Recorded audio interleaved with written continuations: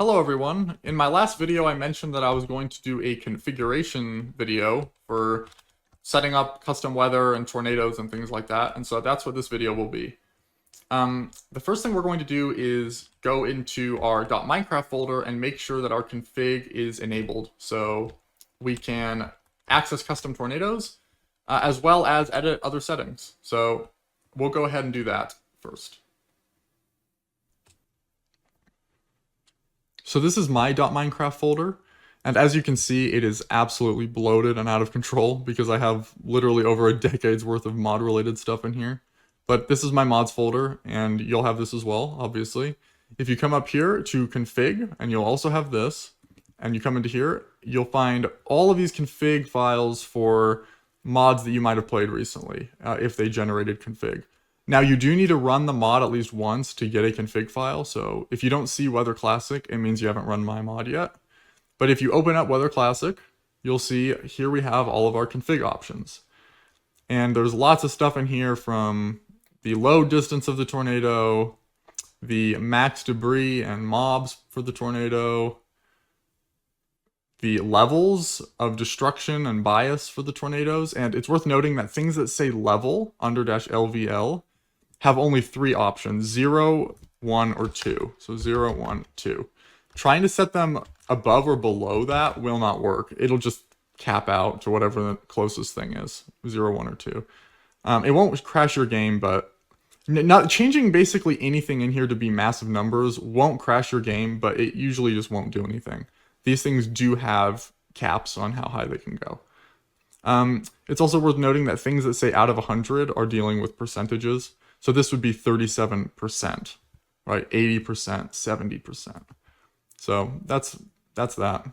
But what we really want to look at up here is this r_debug. And the things with the r_ in front of them up here at the top, these are things which need to, they require a game restart in order to take effect. So if you try to change these in game, and we'll get to that in a minute on how you can do that, these will not work that way. These will have to be, you'll have to leave your game or shut down your server and start it back up again after changing these.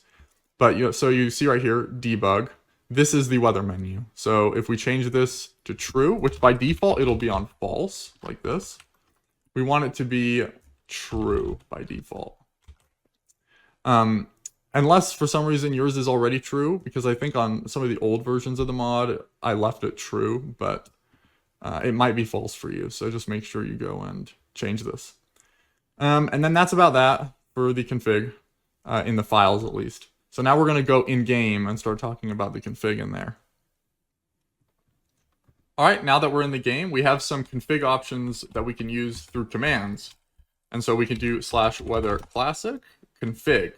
Now there are three options in here: preview storm stage probabilities, preview weather probabilities, and update. Now what update does is it will basically reread the config file real time in game. So right as soon as you hit that command, whatever your config file says will be updated into the game. So this is really useful to have this updating as you test out new stuff in the config. So you can just come back over here into the game, use config update, and then go back to the config file, minimize your window, or if you have a second monitor, go over there and do it, and then make changes again. Now, like I said earlier, using this command will not work for the settings that have r_ in front of them. Those require a full game reset, so don't try to change those and then update them this way. It won't work well. It might work partially, but there will be bugs. But anyways, that's what Weather Classic Config Update does. And this works synergistically with two other options: the preview storm stage probabilities and the weather probabilities. What these do, if I just use the weather probabilities, this is a hypothetical week of Minecraft days and the weather events that could happen on them. Now, this is not a forecast of events that are to come. So you can keep repeating it and it's going to be different every time. That's because these are not what is going to happen. These are just probabilities. It's just rolling the dice using your current settings to see how probable certain things would be. So this seems, on average, I might get a storm, every several days? It looks like I'm going to be seeing rain basically almost every other day, which is pretty good. And so, you know, I keep it. This is the default config. I haven't changed anything from when I downloaded the mod. But for instance, you could change the rain chance to be 100, and then every day it would rain, you know. Or you could change the minimum days without a thunderstorm to 1, and that means that basically every other day a thunderstorm would have to happen, right? So that's basically how that works. It's the same thing for the other one, the preview storm stage, except instead of weather events, thunder, rain, or downpour, which is the only thing that this one takes into account, it will predict the storm stage of various storms. So this will give you 7 storms and the probabilities of which stage that storm will reach. So you can see that this is a pretty good distribution. So mostly stage 2, then some stage 3s, and then only 1 stage 5 and 1 stage 4. See? So that's kind of a good representation of how rare these storms are. So if I keep typing it, you can see more distributions, right? So that one I got 2 stage 4s, but in general, I'm going to be getting lots of stage 2s. That one gave me a lot of stage 3s. There you go, 2 stage 4s and a stage 5. But you can kind of get a general feel, kind of intuition of how common you want the weather events to be. So I'll give you an example real quick. If I were to come into here and go to max days no rain and change this to, let's say, 0, and then I were to come back into my Minecraft world, maximize that, and then I were to use my weather classic config update command, that change that I just made is now updated in the game. So then if I use my weather classic config preview weather probabilities, look what's happened. Now I can go 0 days without having a rainstorm. So basically every day is a rainstorm. And so this is an example of the kind of fun stuff you can play around with. All right, now it's time for the fun part, the custom tornadoes. To access the custom tornado settings, you can do this through the debug menu or the weather menu. And to get to the weather menu, just hit either of the plus keys on your keyboard. And then we're going to come down here to custom tornado. And here we have it. Now, I'm just first going to go over some of the basic info about the custom tornadoes. And I'm not going to go over in detail every single setting because I don't want this video to be like 30 minutes long. So basically, the way custom tornadoes work is they are completely independent from the other tornadoes. So this is not just a way of customizing the existing tornadoes, stage 2, 3, 4, and 5. It's a way of creating your own independent tornado that can spawn in the world independently. So it's really a completely new tornado. And tornadoes are saved in your world folder in a new folder called WC Custom, and the files are saved in there. So if you want to back up settings that you like for use in the future, you'll have to manually go and do that. But there are lots of videos online on how to get to your saves folder in Minecraft and get to your worlds, so I'm not going to go over that, but they are saved actually in your world folder. So basically the way it works is there are 2 custom tornadoes, but there are only one of them can be active at a time. So they share the same slot basically. And one can be active all the time or another one, or you can have them switch back and forth automatically. So you can have both of your tornadoes spawn naturally in the world. They just can't be active at the same time, if that makes sense. So if we come up here, we can see this little info icon here, and it says you are currently editing your first tornado. Notice the titles are red, so that's what this is up here. That means we're on our first tornado. Your first tornado can spawn in any weather event, including stage 6. And yes, stage 6 is a unique stage that only can appear if you have a custom tornado spawning in it. But yes, there is a stage 6 that you can create in this mod. But you have to be the one to set it up. It's not built in, but that's an option. Yep, only one of your tornadoes can be active at a time. And then currently only your first tornado will spawn naturally. And we'll get to that later, but yeah. Basically, the fact that this is red right now means I'm editing my first tornado, and if I go to the next page, you can see it's also red. All the pages will be like that. And that means that my first tornado is what I'm currently editing, and it's the only one that will spawn. So just know that. But anyways, this first page is the behavior page. This basically has the AI of your tornado, the speed, if it should chase players, duration, stuff like that.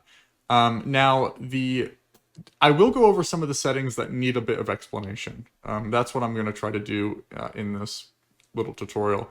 The destruction type is basically, well, the destruction type, what kind of blocks it can rip up, and how big of an area of effect it is. So stage 5 is a big, really destructive area.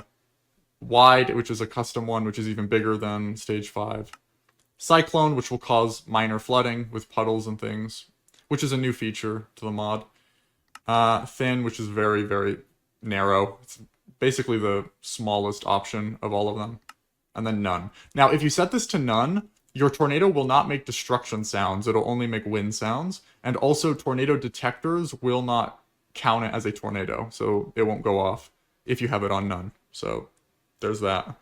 The pulling type, pretty straightforward. This is basically the suction power. The destruction level is the thing in the config file we talked about earlier. It's the global destruction level.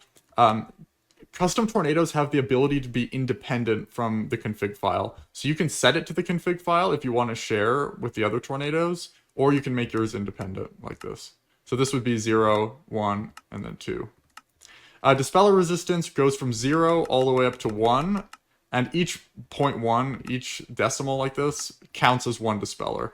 So this means your tornado can survive 10 dispellers. This means your tornado can survive 0, so it'll die immediately. If we go to the next page, and also up here, this is just a little info icon. It recommends that you keep your speed 0 while you're editing it, because obviously it makes things easier that way when your tornado's not moving around. But before we get on to the rest of the settings, I'm going to go and actually spawn our tornado, which we can do on the spawning page. We can go and hit test tornado. And here we have it.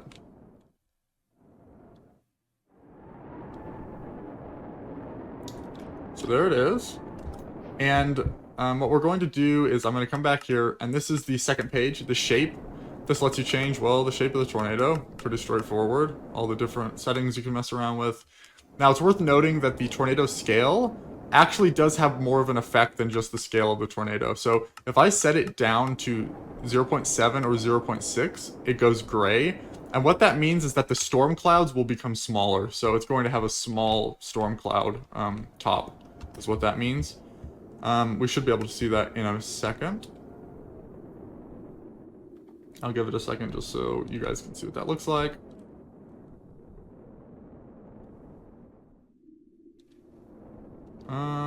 There it is. See?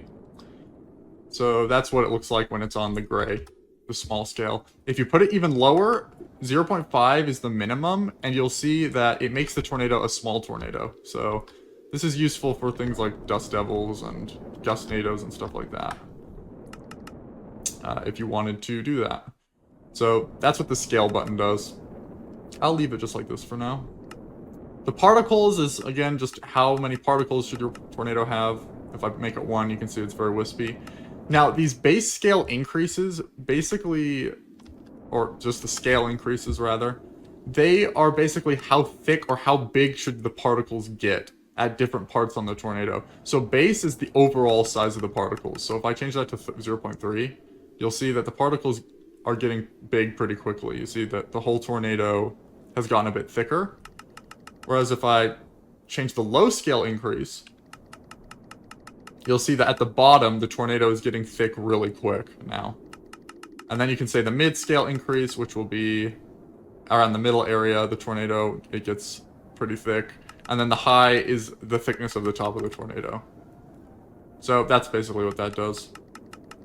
This is for basically filling in holes in your tornado so it doesn't have big gaps and stuff. The extras menu has a lot of fun stuff. The far particle, what that means is it's basically the colored particles. So you see those particles that pick up dirt and stuff? Those are the far particles. So if I make it 5, that makes them much more frequent. So now you can see there's a lot more of them. This is different. That's just it picking up dirt. But the far particles we can see in a second. Yeah, like that. The distance, how far out of the tornado should they be? This is a really minor one. Create clouds. Color override lets you change the color of your tornado, which is kind of funny. If you want it to color your clouds. If you want it to pick up dirt, you can turn that off or on. Off will make it not pick up any more dirt, so if we give it a second, Now it'll no longer pick up any environmental coloring.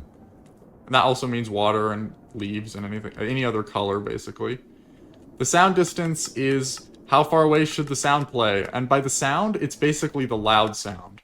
There are two sounds. There's a loud sound that plays with the tornadoes when you get close to them within this range.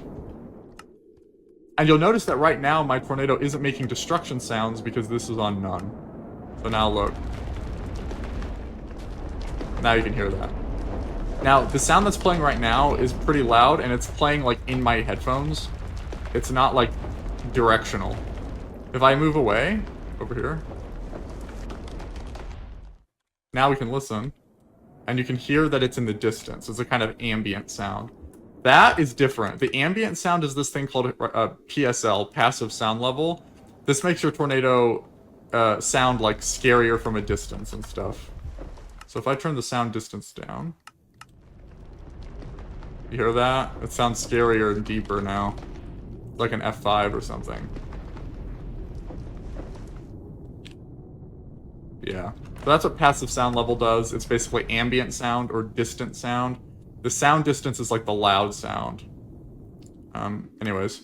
Spawning. What weather event do you want your tornado to spawn in? Goes all the way up to stage 6. The type will change, you'll notice, during the stage 2, 3, 4, 5.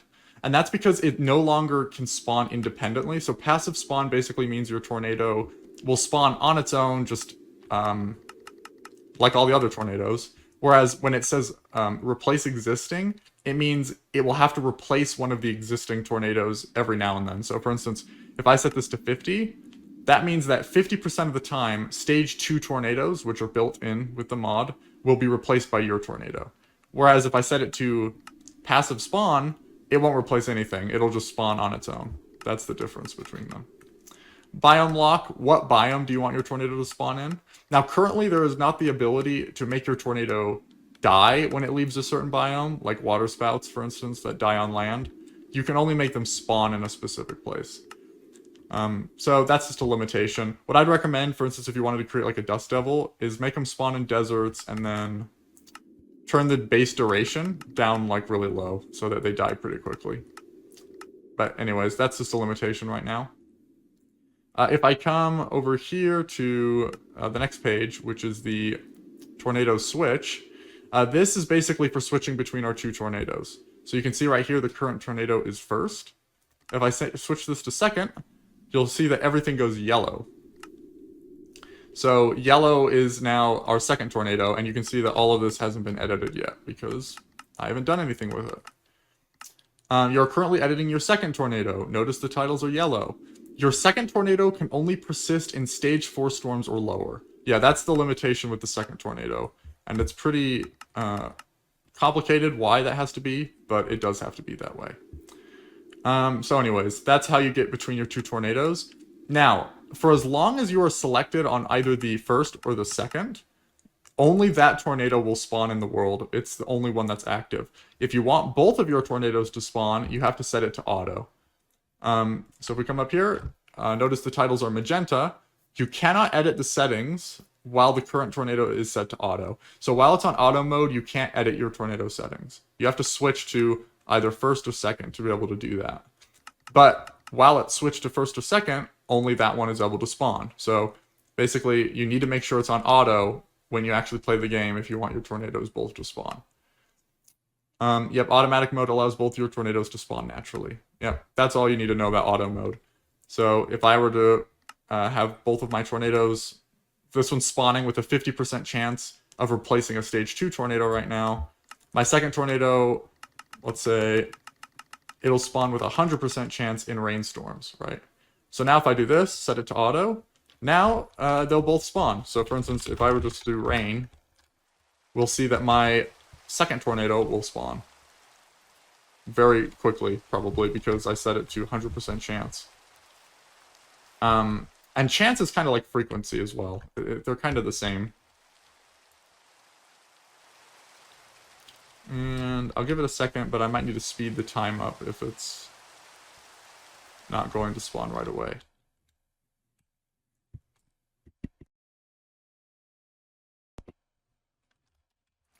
Alright, it looks like it's not coming just yet, so let's speed up the time.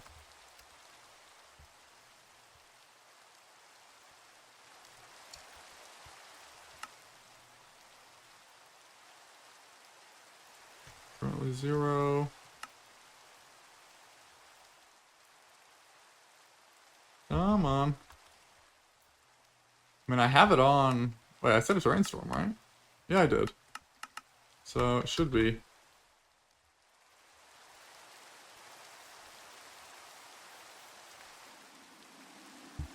There it is. So you can see, here's our rainstorm tornado. And then if we had our other one set up as well, which we do, that one would work as well. But I'm not going to wait around for that one. So yeah, that's basically how the custom tornadoes work. There's a lot of possibilities to play around with all the settings. And I hope you guys will enjoy this. So this has been the config tutorial for the mod. And make sure to download the newest version of the mod that will be out when this video comes out, because it will have a lot of new stuff and a lot of bug fixes. So, that's that. Bye-bye.